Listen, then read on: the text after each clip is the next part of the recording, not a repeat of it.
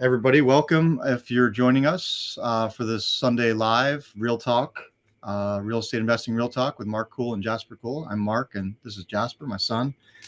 We've got two real estate investing businesses that are separate. We just consult each other on what's working, what's not working, and kind of have this Sunday meetup.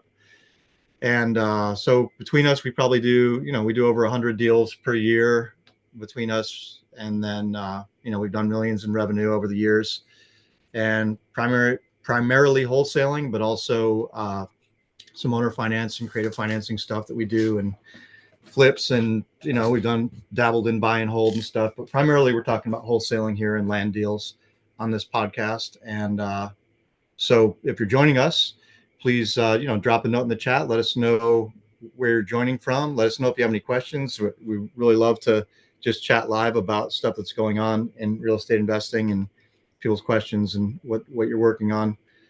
But yeah, normally we jump into, I'm going to switch this view here. Oh no, I'll leave it there.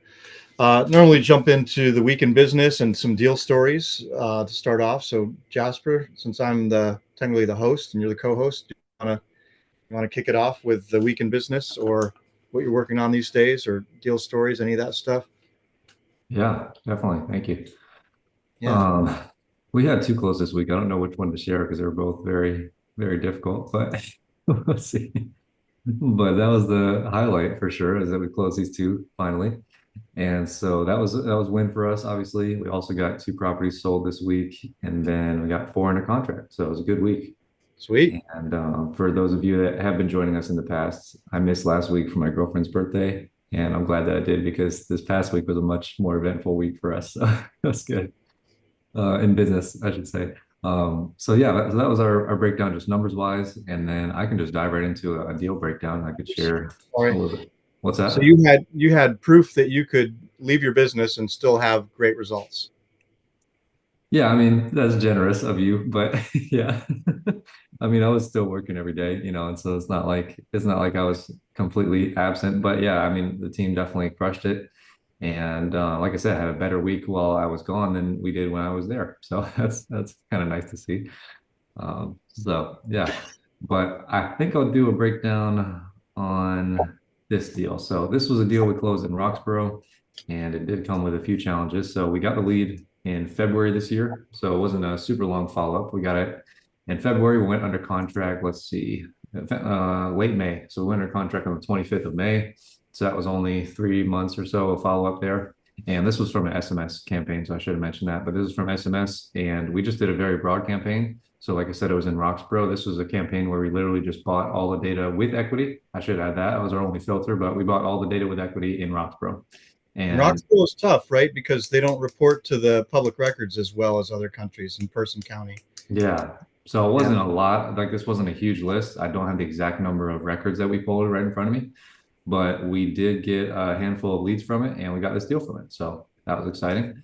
But like I said, we contracted it in late May, and this was an interesting situation because there was two owners, but they were like separated but not divorced, right? And so in that case, they both have to sign, obviously in North Carolina. And so the husband gave us pushback on that initially. He didn't understand and all this stuff, and we just always resort to, hey, it's state law. We send them just an article if they want to read about it. But anyways, we did get the contract signed, and she was the one living there. So technically, he was calling her his ex-wife, but technically they're still together. And so his wife was still living there and he was not. And so we needed his help to kind of get into the property because initially we were only communicating with the husband. So we didn't have the wife's information. And we got that Mhm. very soon after as we realized that we needed that. So anyway, so he wasn't really being too much help letting us get in the property. And that took a little while just to get pictures of the property. So that took us probably about 2 weeks. And then we finally got pictures. And then at that point, I started marketing it, and we're getting some traction there. But at the end of the day, the buyers wanted to see the property, and so typically what we do in that case, just to limit disturbance, whether it's tenants or owner occupied, is we just set up a one-time appointment. Bring all the buyers through. Vetted buyers. Don't want to bring through like 100 people, but You have somebody there meeting the buyers and facilitating that whole thing.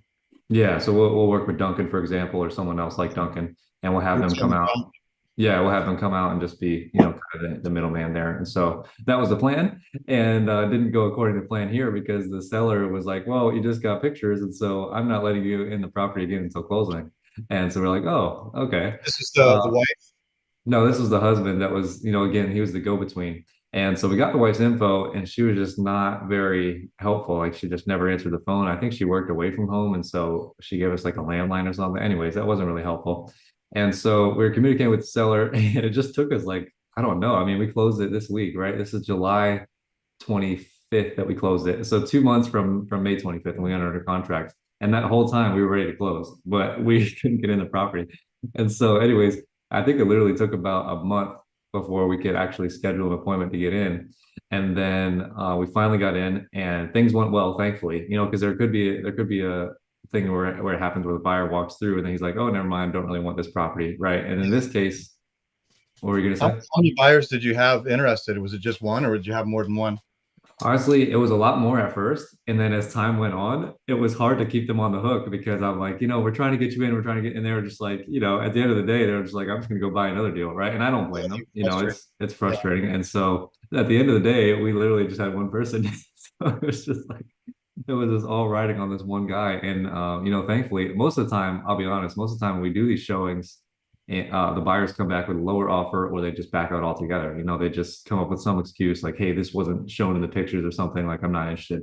But thankfully, this buyer, what we did, to our credit, what we did is we got a contract signed with the buyer first, and we got the earnest money in first. And so there was a little bit of skin in the game for them where it's like, hey, if you do back out, we've already got your earnest money. So that was a win for us, to have a little bit of leverage there, but they still could have just backed out, just like lost the earnest money. yeah. So, anyways, they went through and they liked the property still, which is awesome. And they did request for an appraisal now because they were working with a lender. So I was like, awesome. So because the seller was like, okay, I'll do this second walkthrough for you, but I'm not letting you in ever again. Like this is it. And we just try to remind him, like, in our contract, it very clearly states we have access until the end of the contract, until we close. Why is he being so bad about letting you in? Because he I doesn't don't want to mess with his ex-wife? I think that was it. He just wasn't being honest with it. I think that he just didn't want to, communicate with her and try to set up an appointment or something. They just weren't on good terms. Yeah. So I think that was probably it, but he was just putting up a fight because of that. So yeah, so then we had to get an appraisal appointment, and thankfully Giselle on our team was able to convince him. She's like a sweet talker, and so she usually is able to convince anyone. First, he called me and he was like freaking out, and then I was like not being super friendly, but then Giselle, she won him over. Long story short, and so we got the second appointment, and from there it was pretty smooth after that, and the seller wanted to sign in office. And we sometimes don't know how that's going to go. The buyer and the seller signing at the same time, but that was smooth as well. And another You were thing I selling want, at the same time in office, the buyer and yeah, the and they seller. were because this seller was just like very apprehensive for some reason or whatever. I guess maybe he'd been burned by another wholesaler or something in the past. Like you never know.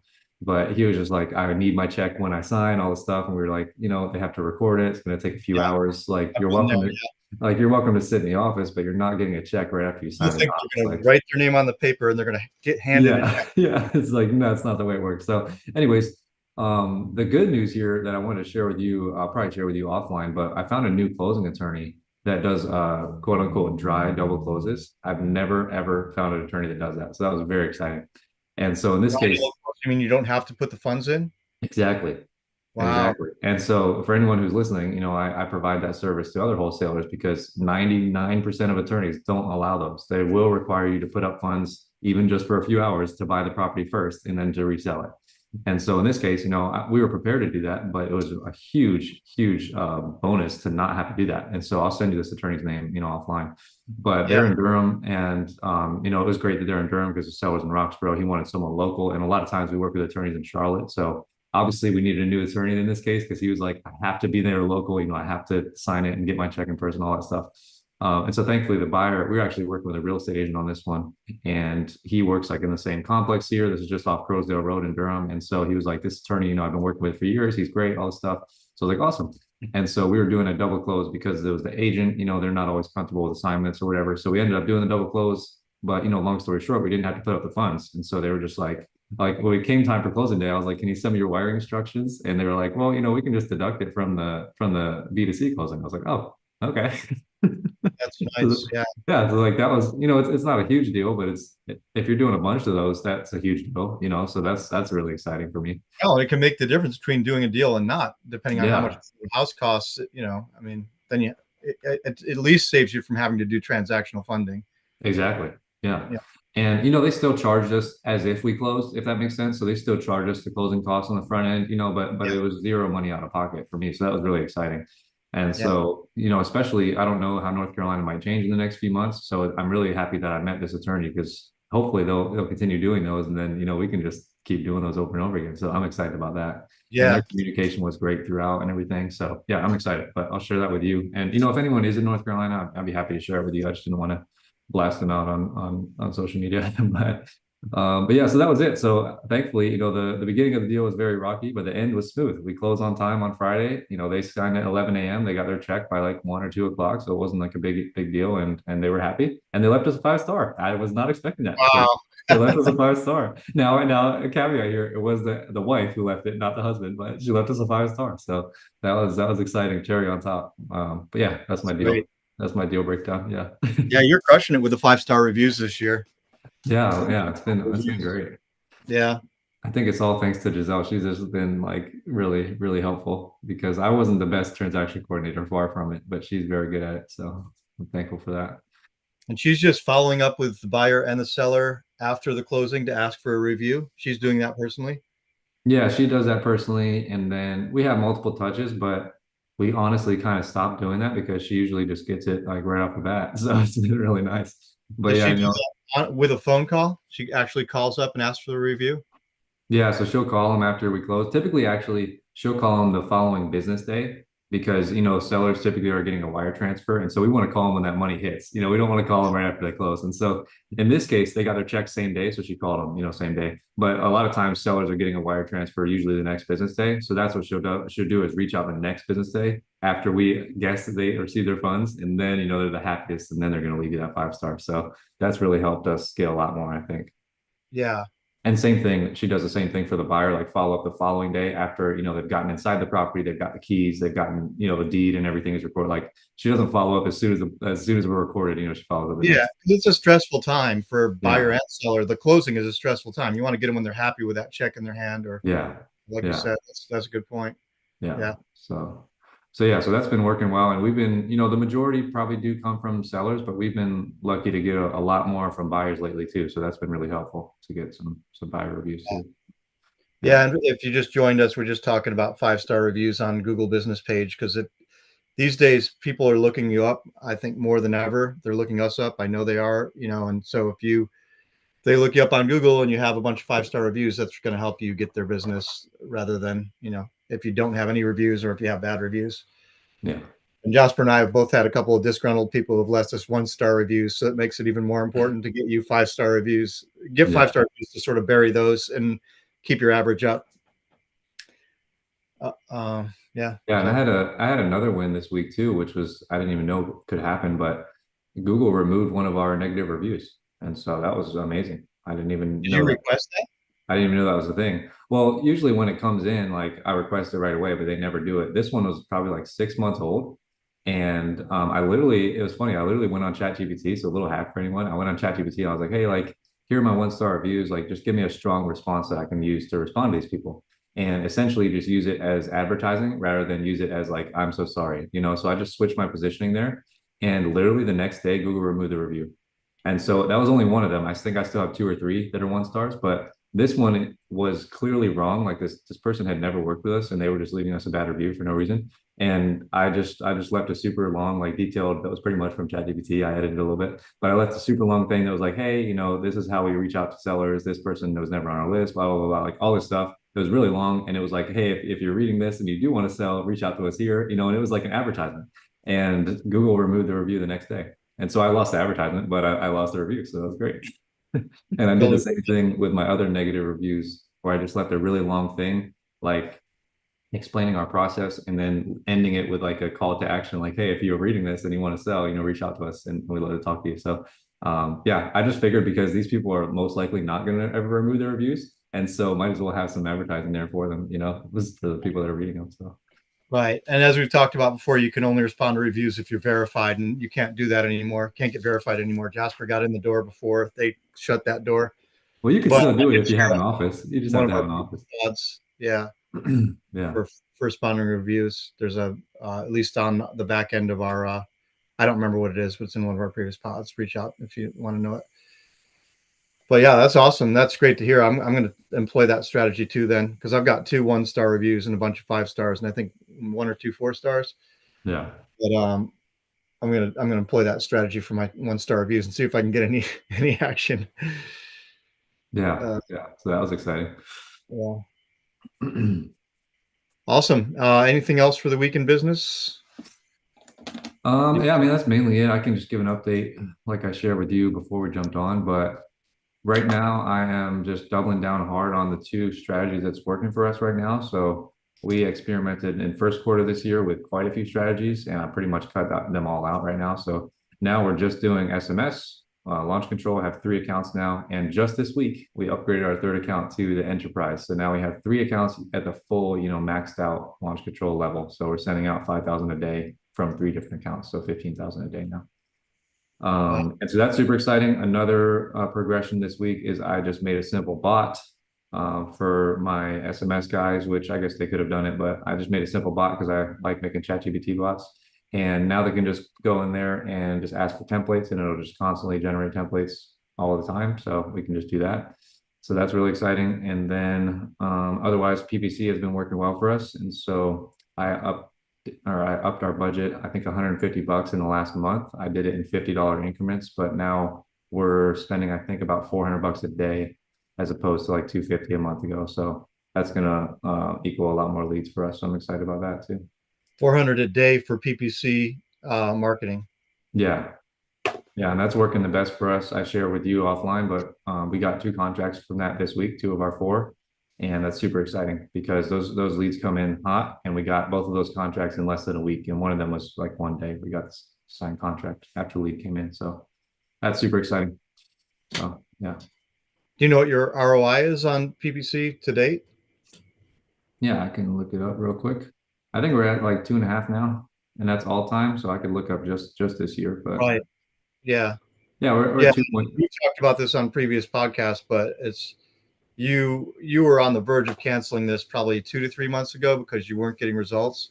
Yeah. So it's just a testament for anybody who's listening of just like it takes a while for PPC to get traction, and the one of the keys is to just keep going with it until you Hmm. get traction. And now Jasper's crossed the point of traction, and now he's actually got momentum, and he's getting more leads from PPC. So then he's upped his marketing spend for that, which is Yeah. awesome because it's inbound leads, as you said, and you're getting great conversion rate and fast conversion rate Yeah. as compared to cold calling, SMS, direct mail, which there's usually a longer cycle before you Yeah. get a contract and a closing. Yeah. So that's very exciting. Yeah, that's super exciting. Yeah. Uh, but yeah, I mean, that's pretty much it for me. All right. Yeah, and if you are on here, we had up to 6 or 8 people. It looks like it's dropping, it's going in and out on our chat. So if you jump on, drop in your name, or I guess yeah, just drop in your name, where you're listening from. If you have any questions for us, we're happy to ask questions or touch on topics around wholesaling and land deals and real estate investing, building your business, all that stuff. That's what we're here to talk about. So if you have any questions or comments or anything, drop them in there, and we'll jump on them. Yeah. So I guess we'll talk about my business a little bit. We just talked about Jasper's business, and uh, let's see. I think we closed. I don't have my KPIs in front of me. Sorry. We closed a couple. We closed 4 deals in July so far. We closed 1 last week, I think, and 2 prior to that. So Nice. I always look on my I always look on my Slack because we have threads to tell me what is going on with end of day reports and KPIs and closed deals and all that stuff. So I'm just going to pull up my closings really quickly. Yeah. So we closed this one crazy one that I'll check in about. 17th was the last deal we closed. So that was last week. So we just closed one this week. We haven't had any solds this past week. And for the last couple of weeks, we've just been, we've done a transition in our dispo department, and we're sort of revamping. And so we've been going back through the deals we have in dispo, and we've been either changing our strategy or canceling deals or going for price reductions, stuff like that. Hmm. Uh, and then this last week, we got one contract, it looks like. I know we've got a few pending. Let's see, 21st, 22nd. No, we got two contracts this week, vacant lot in Cumberland County, North Carolina, and also a house in Edgecombe County, North Carolina. So, and we got people looking at the vacant lot already. We got a couple interested buyers. And then with the we're waiting for photos on the Edgecombe County house because it actually looks like it could be a pretty good house, and we don't want to price it yet until we get the photos. But I have placed an order with Investor Boots, which is a service we've talked about here, and I've had some pretty good experience with them so far. I've done one set of photos with them, and then I did a mobile notary on the closing we did this week, so I can touch on that. And then this was photos, and I don't think we're doing lockbox on this one because it's occupied. So we're just doing photos, and we're gonna have to make appointments for viewings. But I put it up on Investor Boots, and the appointment was booked for this coming Tuesday, so it happened pretty fast. Nice. Anyway, we're waiting to price that one because it looks like it's in pretty good shape. It's old. It's old. It's not something in your buy box, Jasper. It's 1924 year built with no AC in it. Nice. But the inside looks really nice from the preliminary photos I've seen. It looks like it has original hardwood floors, original trims, French doors, stuff like that. And so we just have to build the new HVAC system into our asking price, and we'll do that after we get the pictures. So two contracts, no solds, and one closed. And I'll touch on this closing because it's really crazy, and it touches on something that everybody may not know about real estate closings and wholesaling is you can close a deal without title insurance, and you can close a deal without a closing attorney, and that's what I did this week. So I can speak to that a little bit, but and I've done it probably 3 times in the last 4 or 5 years where there were title issues that made it so that the lawyers were saying we can't close this, it's unclosable, or you have to do this, this, and that, which has been basically impossible to do. And so in this case, we have sort of air issues, and the sellers were very cooperative in trying to track everybody down. So it's an out-of-state seller. They live in New York. It's a woman whose husband passed away, and the property was left to her and her husband by the husband's father. But he left it verbally. He didn't have a will or put anything in writing. So, Yeah. so then we were trying to track down potentially one of his siblings, which the lawyer or us could not find, after trying multiple avenues and reaching out to a bunch of different people we thought could be them and haven't reaching dead ends. So there's one sibling, and then the guy's father had a second family, and there are possibly two people that are still alive from that family, his children from that family. So there's 3 people hanging out there, and they're all in the elderly range. They're all probably in the, whatever, 65 to 85-year-old range of person, and we couldn't find any of them. So I just went to the buyer who really, really wanted this property, and I said, this is where we stand. The lawyer says we can't close this. We can't get title insurance. We can get a quitclaim deed from the seller to transfer their interest to you, but there's still these 3 other people outstanding that could come back and make a claim, and he's okay with it. And so, in this case, the lawyer did not want to do a closing because he said it wasn't actually a closing, and he didn't want to handle any money or anything, but he was Hmm. willing to generate the quitclaim deed for us for a fee. So I had him generate a quitclaim deed from the seller that we're dealing with, the primary person. I had the seller sign an affidavit that said, declared a bunch of things to the best of my knowledge, or we're the intended heir of this property. We were told verbally by, my ex-husband, my deceased husband's father, he wanted us to have the property. Nobody else has a claim. We have a superior claim. I just had Chat GPT generate this affidavit, and she signed the affidavit. She signed a quit claim deed, and I gave the buyer the family tree, and I met, he wanted to do face to face. So I actually drove to Lillington to meet him halfway. It's a property in Sampson County, North Carolina, and it's 2 lots. It's a vacant lot, and then another vacant lot that has a old house that's run down, probably a tear down on it. Yeah. But they were excited because they want to put a mobile home there, and it already has a septic and a well. So Anyway, I drove down and met this guy, which is a rare thing for me to do. We were just talking about this in a recent podcast. We don't really do many deals in person. Most of our everything Jasper does is virtual, and I've done a couple things where I've met the buyer or seller in the last few years, but very few. But anyway, I met this guy. I reached out to Investor Boots same day to get a notary to meet me there, and she did. They booked me a notary. I reached out at about 11 a.m. and I had an appointment with this guy at 6:30 p.m. I had a notary show up at 6:30 on the dot, very professional, and all I needed him to sign was this was the other major piece of the documentation for this is he signed an indemnification agreement and liability waiver, Yeah. which indemnified and waived us of liability, my company and the attorney who prepared the quitclaim deed. And it basically said, I understand that there are people who could still make a claim. I understand I might spend money on legal fees defending my claim to this property. I understand it might be difficult for me to get title insurance in the future, et cetera, like 5 bullet points like that. Yeah. So this is how you do a closing with no title insurance and no attorney, really. I just showed up there. I had him sign the indemnity agreement. I had him sign an EMD release because he had deposited an EMD with the closing attorney. So I just had that notarized since the notary was already there. So he signed two things, the indemnity and the EMD release. And then I gave him the deed that we had gotten from the seller, quit claim deed, gave that to him, gave him a copy of the affidavit, and he handed me checks. I handed him those things, and we were clean. And before we did that, because integrity is important to me, he had an interpreter because this guy is a Spanish speaker. And side note, my initial conversations with him were in Spanish, so I'm very proud of myself. I That's explained great. the situation to him in Spanish, um, and he understood it. But I was like, I just want to make sure you understood. And he had a friend who was acting as interpreter that came, so it was him and his wife, and then their friend who's an interpreter. And I just made sure that we communicated very well what the risks were, and he understood it. Prior to meeting him, I sent him this document translated into Spanish and in English with the indemnification, so he understood again the risks. And so I like tripled down on him understanding the risk before we closed this, because I wanted, for my own conscience and for from an integrity standpoint, for us to be clear with it. And he was like, I'm good, we're good to go. So and he was like, if you get more property in Sampson, let me know, because I'm still here. That's So great. it turned into a really good thing, but it was a real nail biter for me. I was very nervous about it because I wanted to do the right thing. I wanted to be in integrity.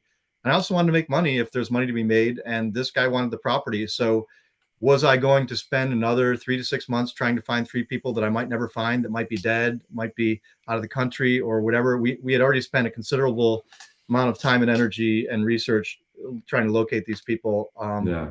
So it was basically, we were either canceling the deal or we're giving this guy the option. Hey, you can close this without title insurance if you're comfortable with that. Here's what we think the risks are. And he said, I'm okay with those risks. I want this property. I'm going to do it. So it was pretty wild.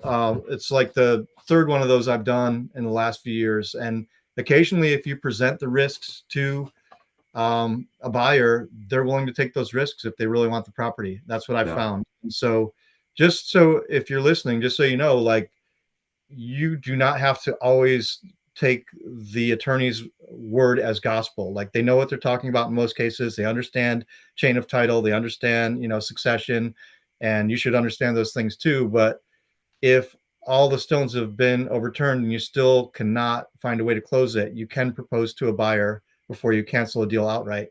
Hey, this is the deal with the title. Do you want to, are you comfortable with these risks and closing it? Because that's the only way we can see to get it done.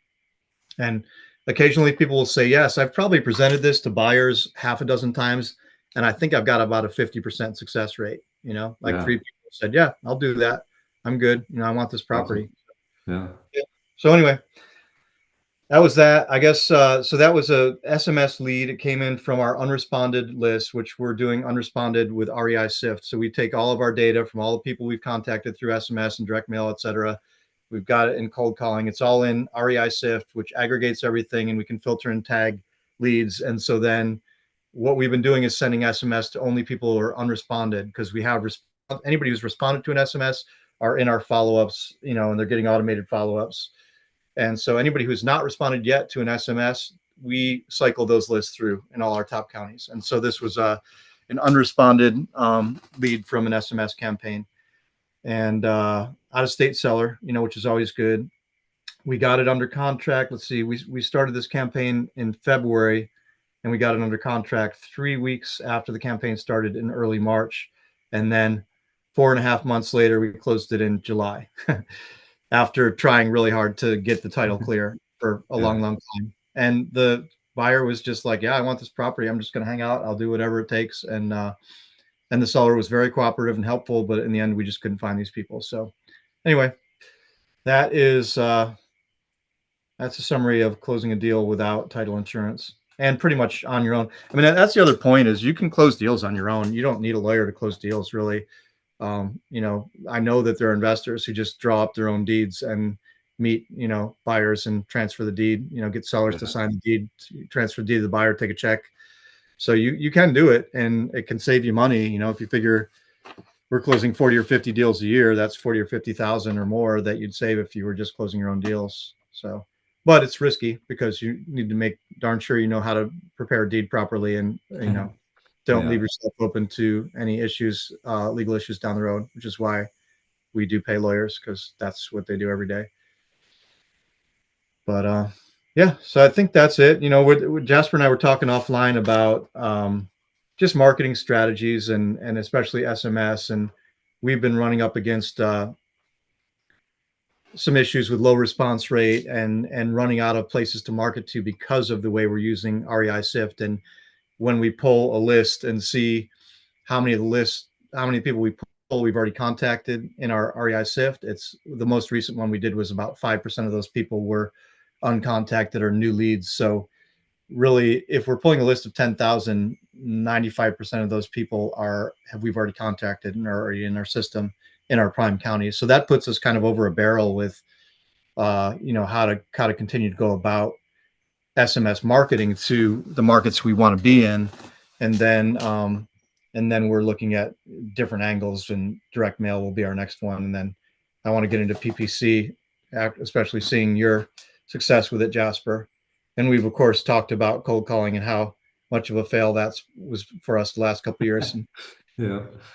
uh, and we know like a lot of people have talk about how great they're doing with cold calling, but it hasn't worked for me or for Jasper in the last couple of years. So maybe we're doing it wrong, or maybe it's just not that great in our markets or whatever. I think things go in waves too. Like people get tired of getting calls all the time, so they'll respond to texts or whatever it is. Yeah. But yeah, other than that, I could check in about Florida and Ohio a little bit because we're testing those markets. I don't have a lot of detailed data, but we've been marketing in Florida for about a month now.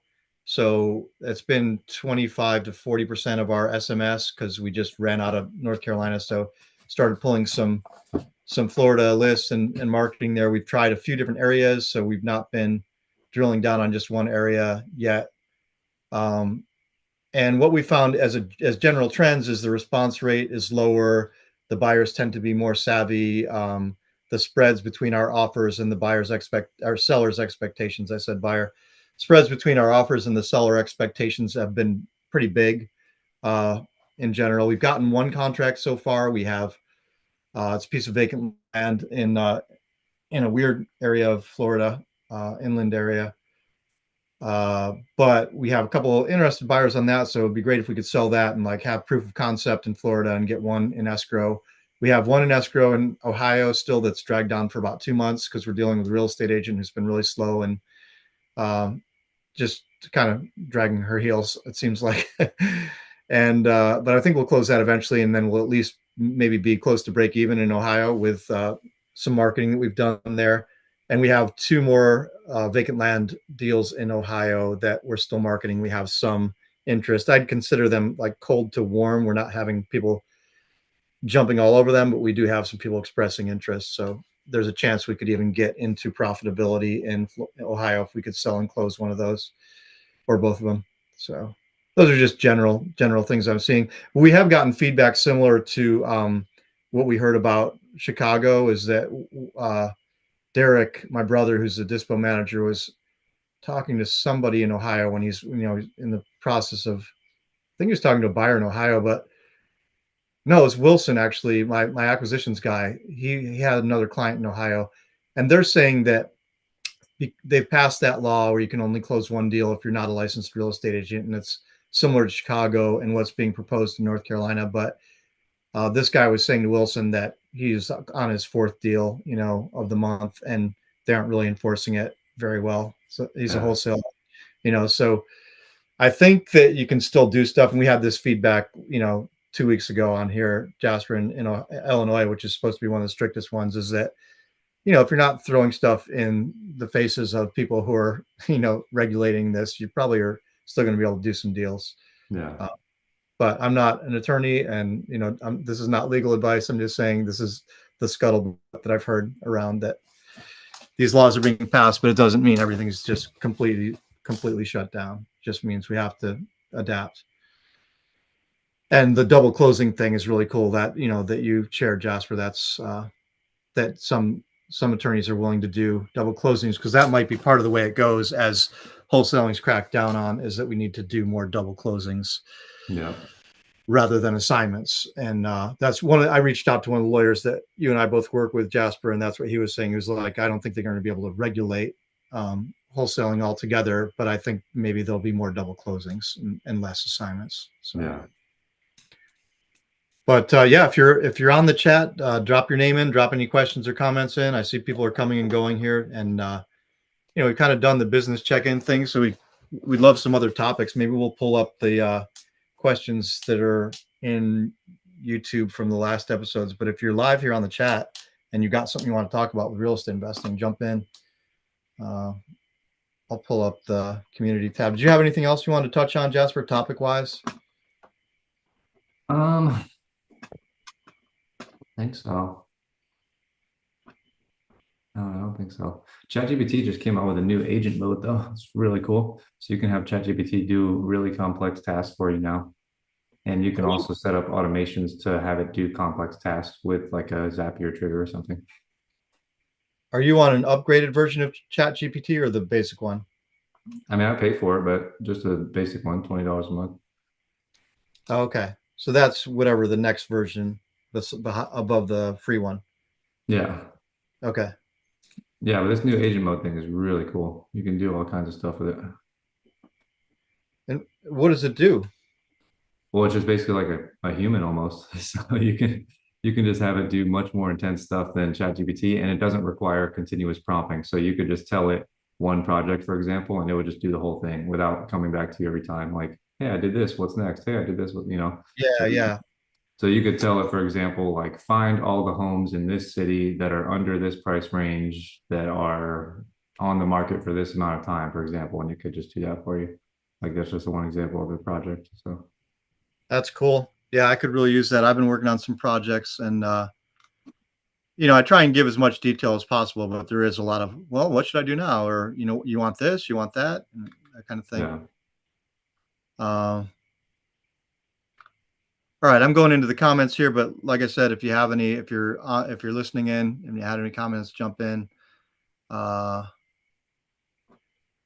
So advice on at Blitz, advice on how to go about starting and then scaling using Smarter Contact. I've been using it for about 2 months now. Still no contracts, but I'm looking to use this long term. I like the platform. I just want to see what my best plan of attack would be.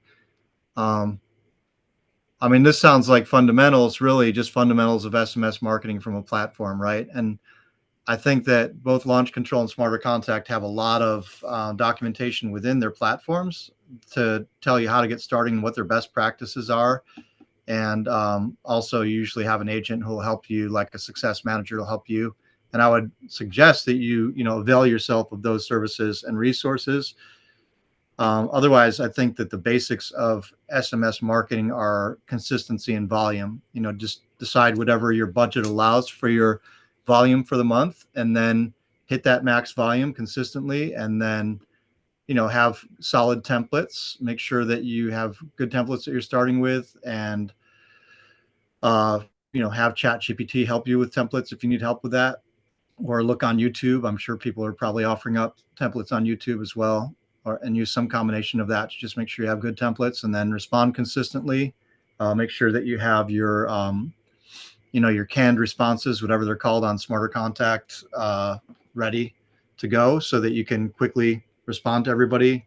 I know that on SMS platforms, you can do 6 SMS per minute, I believe. And so, I remember when I first started going like this, click, click, click, click, click, when I'd be sending a campaign like 150 times, and then Yeah. Launch Control would space them every 6 seconds. But you can get like an automated, our text guy has some automated tool that, he just says, send this campaign and it will do it for you. So those are some basic things just to get a campaign going. And then it's just consistency. Like, decide what your budget is, do the same budget every month, be consistent, spread it out over time so that you're consistently reaching out to people and responding to everybody who reaches out. The quicker you respond to people, the better your results are going to be. So try and, keep your response time very tight. And that's all I can think of off the top of my head. You got anything to add to that, Jasper? Yeah, that was great advice. And I would, if you're listening to this or watching this, whoever left the comment, I would ask that you leave us just a little bit more feedback, I guess, on what you have done, because that's a bit of a vague question. Like you just gave great advice on how to get started, but I'm curious. You said I think you've been doing it for 2 or 3 months and haven't gotten any traction. So I'm curious, like how many texts are you sending out every day? Are you doing all the things that my dad just mentioned? Are you sending out the same number consistently every day? Are you responding to people quickly? All that stuff. But yeah, it really just is a numbers game at the end of the day. Only thing that I would add is make sure you don't fall in love with texting people. And as soon as they provide a couple positive responses, give them a call because you're not going to get very far on text. You're not going to be able to close deals over text. So make sure you get them on the phone as quickly as possible once they show interest. So that would be my other piece of advice. That's a great point. Yeah. Yeah. And also a great point that, the more detail you give us, the more we can help you. Right. So 2 months and no contracts is like kind of a general broad brush stroke, but what else, how else can we help you? Be as specific as you can, and then we can give you better feedback. Yeah, Yeah. definitely. Because if you're only sending, like, for example, 100 texts a day for 2 months, you probably wouldn't get a contract. But if you're sending 500 a day for 2 months, you probably should have got something by now. So, that's like a big jump right there. So I'm not sure the exact levels on Smarter Contact, but I think the lowest level probably allows you to send out like 500 a day. So Yeah, and they have Smarter Contact also has an overage allowance. So if they're going to charge you like 0.014 per text over, so you can send more. But yeah, yeah, awesome. uh, but it is a numbers game, and I know we've shared on SMS before on other podcasts what our numbers are in terms of text per lead, text per contract, etc. Or you can just look it up or ask Chat GPT in general. What's text per lead, text per contract that you're seeing, or stuff like that. Yeah. Uh, and then this is navigating tough times in real estate response. And Mo Breddington says, "Thank you for your transparency. Droughts aren't forever." That was when we were talking about, I guess, the drought I was having. Yeah, And so, yeah, thanks for that. Droughts are not forever. You just have to stay the course absolutely. and uh, and have faith. And this one's a little more technical. Let's see. Would you guys ever consider building your own SMS software through Go High Level and connecting the API from TextGrid? You know anything about this, Jasper? Yeah, I mean, I've looked into it. I'm kind of married to Podio at this point, so I'm not going to do that. But I have a bunch of friends that use that and they love it. And I'm jealous because with Go High Level, you can use AI to automatically respond to all the text and do all that stuff. And so I'm definitely jealous of that. But at this point, it's just not something I'm looking to take on and to switch my whole operation over to Go High Level. So no, but if you're just starting, great idea. Definitely great idea. So you've got friends who are using Go High Level and they're having good experience with it. Yeah, everyone who I know who uses it is just loves it and tries to get me to convert over to it. But like I said, I'm looking at it now. We have 17,000 leads, so I have no interest in transferring all that over to a new system right now. So that's, I feel like I probably did make a mistake at the beginning with Podio, but I like it and I'm set with it right now. So, but Yeah, I don't. I'm not as. I mean, we're way deep in it too, but we're still like constantly having to fix workflows and stuff. yeah, Okay, well, it sounds like Jasper's got other investors he's talked to who are having great experience with Go High Level. So it sounds like that's a thumbs up if that's something you're considering. Sounds like a good idea. yeah. What else? Uh, Roar used to be great back in the day. ROOR. I think we've had this comment before. Have you used Roar?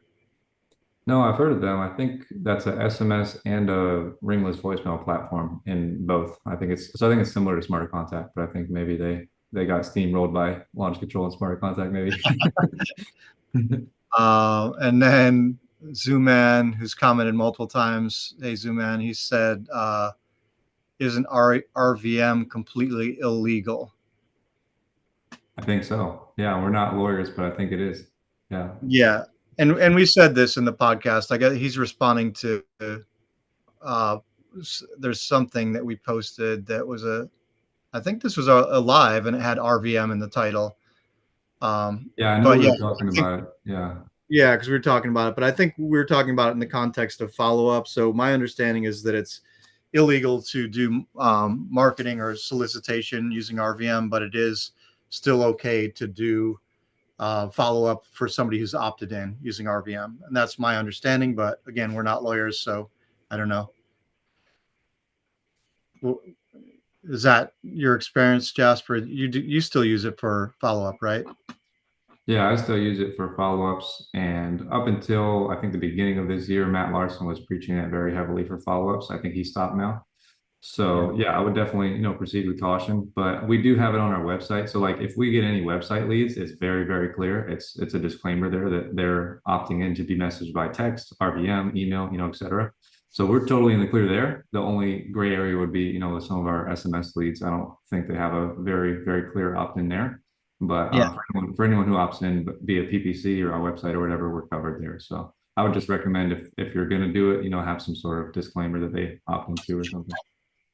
Yeah. If somebody's, if you've already made an offer or whatever. Yeah. Yeah. All right. I think that's all the comments we had for last week, but I appreciate everybody commenting and asking questions. And yeah, our viewership here on the live keeps fluctuating up and down. So if you jump on, drop something in there. What else? I guess we'll have to find something else to chat about here for 15 minutes if we don't get any questions from anybody. Yeah, I mean we can wrap it up early too, but yeah, I mean the Chat GPT agent mode, if anyone hasn't checked that out, super super cool. I think that's going to be able to replace jobs that you might have given to a VA in the past in terms of like research jobs and also cleaning up skip tracing. I recently made a bot for that as well, so that's super helpful. What But do you yeah, mean cleaning up skip tracing? well, some lists that we work with are like not clean data essentially. And so we just have the bot now do that. So it'll automatically delete and reorganize columns. It'll automatically split first and last names. Even if there's like 5 names, it'll do it correctly, all that stuff. So that's now being done by a bot, which used to be a VA. And so I still have my VA do it, but he just used the bot, so he doesn't have to do it. But but there's that. And then like formatting lists, for example, like launch control has a very specific format. So if we just try to take it directly from skip tracing to there, it doesn't work. And so that used to have to be manual. Now it's automatic. So we just upload the list to Chat GPT. It formats it correctly. It also not only formats it correctly, but it extracts all the mobile phone numbers and puts that in the first three placeholders so that we're only texting mobiles in the first three placeholders because that's what launch control asks for. So that's been a huge jump. I think that's part of the reason we're getting a lot more leads from texting lately is that change. So that's super helpful. So yeah, I mean, I could talk a lot about ChatGPT, but I've just been really leaning into that a lot more, and it's been helpful. So it's been really exciting. And then also just our AI assistant personally, for the company, my team is using that more and more, and it's super helpful. It's no longer where they have to go into our company Google Drive and like try to find documents or whatever. Now they just plug into our AI assistant. And for example, sometimes we have sellers that we're talking to, and they're like, "Oh, well, just email me an offer, and I'll get back to you." And sometimes they do. And so in the past, we had an email template, which is just a Google Doc, and they would have to, find the Google Doc and replace the seller's name and all this stuff. Now they just pop in our AI assistant. They're like, hey, seller name, I need to send them an email, and it just sends them a thing. They copy it, put in an email, and they're done. So it's just much faster for stuff like that. So it's really helpful. And then also just like we have all of our SOPs and everything in there. So if they want to ask a question, it's in there. If they want to ask what holidays we get off, it's in there. If they want to ask bonus structure, it's in there. Everything's in there. So it's been really helpful for me. Just I get a lot less questions now. So it's really it's nice. Does your team log into your Chat GPT account, or how does that work with the the AI assistant and the bot for, like, are those, they log into your account to do that? No, it's just a shareable link. So I just made it public. So like I don't give it to the public, but they just have a link. And so as long as they have a free Chat GPT account, they can use it. So Okay. yeah. Similar, yeah. Matt Larson did some similar stuff to that. Yeah, because he made one that we actually use, from time to time, and he did the same thing. It's just like a shareable link, so anyone can use it. So you just need a free ChatGPT account. So That's really cool. yeah, that's been really exciting. Just seeing some of the stuff that AI can do. So yeah, I'm still working on figuring out how to make it evaluate properties. So that's a work in progress. But once I get that, that's gonna be really exciting. Yeah, then you can just throw a property address in there and get to your comps and everything back, right? Yeah, so I'm excited It about can tap into Zillow. It should be able to tap into Zillow. It probably can't tap into Investor Base, that. Yeah. but Zillow, Realtor.com, Truly, all that stuff it could tap into. Yeah, So that's a that's work in progress, but once I figure it out, I'll probably make it available to people. But I might charge something for that because that's pretty valuable. yeah. So You should. yeah, but but yeah, I'm working on that. Hopefully this quarter, by the end of the quarter, it requires coding and stuff. So I'm just trying to learn all that stuff. But ChatGPT is very helpful teaching me all that Yeah, stuff. So Chat GPT will give you the code. Yeah, yeah, yeah. awesome. Anybody listening got any questions or comments that we can touch on? Do you want to do your other deal that you closed and break that one down? I can if you want me to. Yeah. Yeah. Well, we got 8 minutes left before we wrap up this live, so you could do a quick deal breakdown if you want. Oh, it probably won't be quick, but I'll try to make it 8 minutes or less. Um, but yeah, this other one that we closed this week was quite a doozy too. So thankfully, the seller we were working with was very sweet, very nice old lady, and so without her, we wouldn't have been able to close this deal. With the other seller that I mentioned for our previous deal, this would be a dead deal for sure. So, anyways, lead came in April 22 this year, and this was also an SMS campaign, same thing as the Roxborough one, but just a different county. So this was in Franklin County. And same thing, we just pulled the whole entire county, and that's where this lead came from. But the campaign was actually from 2024, so that was like a follow-up campaign. But once we got the lead, we went under contract fairly soon, so April, and then we went under contract in June. And then the seller wanted to close like late July, and so it wasn't like a huge rush. And we got pictures, did all that stuff, and then we marketed it out. And this one needed a lot of work. It was a mobile home, and it needed like a full remodel. Like there was a pool in the back too. That pool needed to either be completely redone or just torn up and filled. So that was a big job. And then inside needed a lot of work. And then grass was tall, like a lot of work. Anyway, so we marketed it for a while and we had some interest. We thought we had someone, and then same thing, it was the last one. We set up a showing, and this time I think we had 4 or 5 people out there. Every single person backed out, or not backed out, but like changed their mind after seeing it. And so then we were kind of over a barrel. Did, What's did that? when the people changed their mind, did they give you a number? Like, this is what I would pay for this? We always try to push for Or they that. just, like, this is the dynamic we run into. Sometimes you get a bunch of buyers and they don't even give you a number. They're just like, I'm not interested. I And then we're know. always like, well, what would be the number where it would be a good deal for you? What would be a number you would buy it at? So that's what I Yeah. was asking. It's like, did you get that, or did you just get like, oh no? Yeah, I mean, we always push for that, but yeah, in this case, I think 2 of them gave us like a lower number, but the rest of them were just like, oh no, like it's too much work for me. And sometimes that's true. Some buyers are not comfortable with a full gut remodel, right? And Right. on my side, I'm like, well, you could have seen that from the pictures. You didn't need to waste my time going out there, but it's okay. And so some buyers, they're just scared off. They won't even make an offer. But yeah, I think we had 2 lower offers, and then we had New Western, right? And so so me, just trying to be faithful as I always am. I ended up going with New Western because their offer was like quite a bit higher, and they actually went out there, and so I thought it might have been solid. But anyways, so we went with New Western and we set up another showing, and then this other buyer that was interested, it was my second best offer. I was like, hey, we're doing a showing with New Western, just full transparency. We are under contract, but I'd love for you to see it in case things don't work out. And so thankfully he did, he did stop by, and some buyers are not cool with that, but this guy we worked with before. So we sent him out there with the New Western people. And I was just like, hey, please just give me your solid number, whatever it might be. And so, funny enough, New Western comes back and they had nothing. And so they backed out on us. And then this guy thankfully came back to us with a lower offer. And so we had to get a price reduction one time already. after the pictures. We did it right away, because we were like, these pictures are horrible. And so I did what I thought would work. And based on our soft offers, that we had for people, and then they all backed out on me. So then we had to go for a second price reduction after I had a solid offer. And like I said, thankfully the seller was able to work with us twice and come down twice. So thankful to What did her. you what did you end up coming down from your initial contract with the seller? It was pretty huge. So we ended up, I'll just go in order. So we got under contract at 148, and then we got the pictures and we got it reduced to, I believe it was 127.5 was our second reduction after the So picture. that's 20K. Yeah, so 20K on that one. And then after we got this solid offer from the buyer, we had to go down again from 127.5 to 115.5. So in total, that's about 33,000 that we had to come down. And thank God that we did get a little bit of cushion for ourselves because the buyer hit me right between the eyes before closing too. And so then we got her down to 115.5, right? And the buyer was at, I think he was at like 125 or something. And I worked him up. So I guess it just came back to bite me, but I worked him up a little bit after we got her locked in. I was like, hey, can you come up at all? And I got him up a little bit and he went up to 120, it was 126. So he came out to 126. And so we signed for 126. So it was about a $10,000 spread there. And then we get closer to closing and he reached out to Giselle while I was out of town. He was like, oh, I'm not closing until we get this HVAC replacement part in. Like they needed a new coil for the HVAC or something, which is an expensive part. It's like $2,000. And so he was like, I'm not closing until we get this because he had already met with the seller and he knew that her HVAC was under warranty. And so he was like, they'll just send her a new part. This is under warranty for free. And we're like, okay.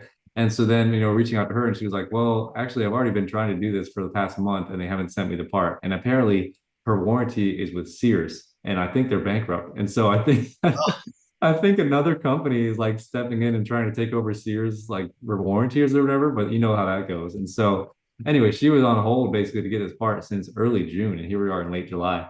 Anyways, and so that wasn't going to happen. We saw the writing on the wall, and so I reached out to the buyer. I was like, "Hey, man, seller was really counting on us to close on this date. Like, what can we do here? Like, can we just buy a new one? We'll split the cost with you on it." And thankfully, he came to his senses, and he was like, "Okay, I'll do that." And so I got him to agree, long story short, to a $800 reduction essentially, which is kind of equivalent to like splitting the cost with us. And so we got that reduction with him. And then he's like, okay, I'm good to go. And this was actually Thursday of this week where we got the reduction. And he was like, okay, I'll close tomorrow because he's all cash, thankfully. And so then, the next day comes around and they send out the HUD statement, and then he's like fighting us on these other fees and stuff too. So long story short, we ended up eating about $1,600. So we didn't split the cost. We didn't split the cost with him at all. So he's a smart guy. He's a funny guy.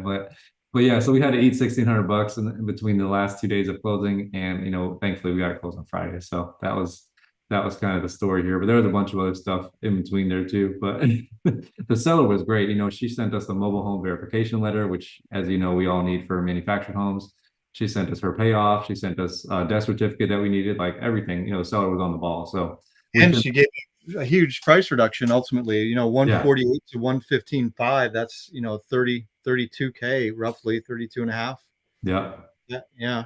yeah, That's huge. Yeah. That's a yeah. lot of So trust and rapport building. I mean, when somebody does that for you, that means you've built a good rapport with them and good trust. yeah. Yeah, she was amazing to work with. So yeah, without that, obviously we couldn't have got the deal closed. But I think she understood this, like, that was realistically a good price. Like obviously we made a profit on top of it, but like it wasn't selling for much more than we sold it for. I don't think she would have got much more than what we were able to sell for. So, I think she understood that. But yeah, at the end of the day, she also left us a 5 star. So that was just Oh, amazing. wow. I didn't expect that from someone like you said that we had to reduce that much, but she still left us a 5 star review. So I was like, wow, just kudos to my team for making her feel, respected and having good rapport. So yeah, Yeah. That's great. yeah, It's a great story. Thanks for sharing that. yeah. I'm surprised that you're still dancing around with New Western after all your multiple Oh negative man, experiences with them, and then a couple of times resolving never to work with them again. And you still I can't. know. I know.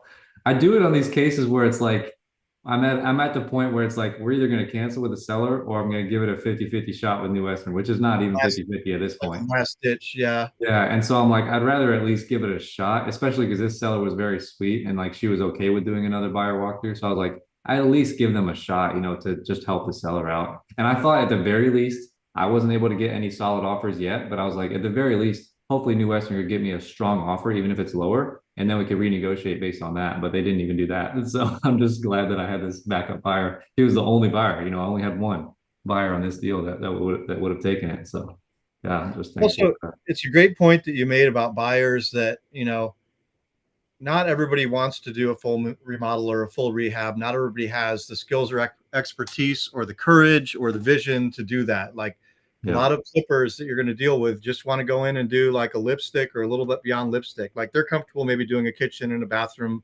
remodel, but everything needs to be basically there. So not everybody has, is going to be the worse your property is, probably the smaller your buyer pool is. Yeah, It's a good exactly. point. Yeah, Yeah. So yeah, it's something to think about when you've got a really bad property, that getting the lowest price you possibly can to start with on a property that needs a ton of work is going to be helpful. We have one, the one I just mentioned. No, it's another one that we have. Sorry. We have one that it's under contract and we're going for a price reduction right now based on the photos. And it's the typical seller situation where they go, oh, it hasn't been lived in 15 years, but it's okay. It needs some work and stuff. yeah, Right. And he wasn't deceptive about it, but he's just like he's out of state, hadn't been there, or out of county maybe, hadn't been in a long time, hasn't been occupied. But then we get the pictures back and it's like there's a hole in the roof in the back of the house. The water's been coming in there for who knows how many years, and the floor is rotted and the wall is gone and the foundation has crumbled because it's been so wet. And we put it out at one price and we had interest, and we're talking to the buyer who flipped the house directly next door.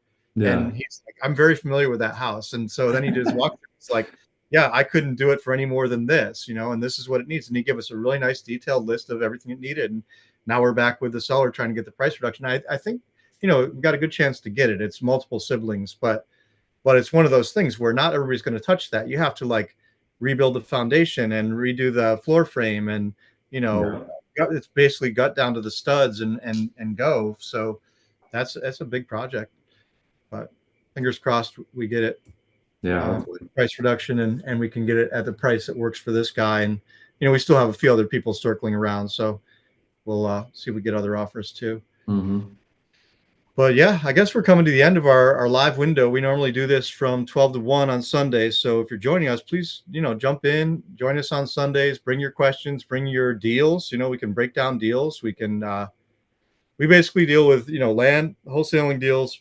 building your business, hiring VAs, firing VAs, all that stuff, building a team, and anything that has to do with real estate investing, wholesaling, stuff like that. We love to talk about. So, you know, join us on Sundays from 12 to 1 and bring your deals, bring your questions, bring your challenges, and let's talk about them. yeah. Uh, but yeah, we're going to wrap it up for now. Happy Sunday, everybody. Thanks for joining me, Jasper, as always. We'll see you next time. See you next week.